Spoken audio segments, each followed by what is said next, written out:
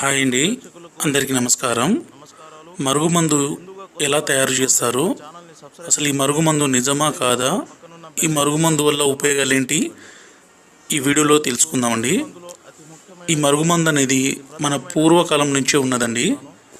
ఈ మరుగుమందు వల్ల ఉపయోగాలు ఏంటంటే మన భర్త కానీ భార్య కానీ అలాగే ప్రేమికుల మధ్య సమస్య ఉండి అమ్మాయి అబ్బాయి మాట వినకున్నా, అబ్బాయి అమ్మాయి మాట వినకున్నా, అత్త కోడల మధ్య సమస్య, తల్లిదండ్రుల మాట వినని పిల్లల సమస్య, వీటన్నిటిని మనం ఈ మరుగుమందు ద్వారా అరికట్టవచ్చండి.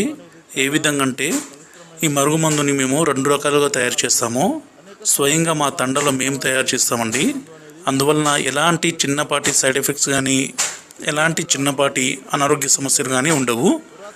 ఈ మరుగుమందుని ఒకటి పసరు రూపంలో తయారు చేస్తాము, రెండవది వచ్చేసి పౌడర్ రూపం నుండి.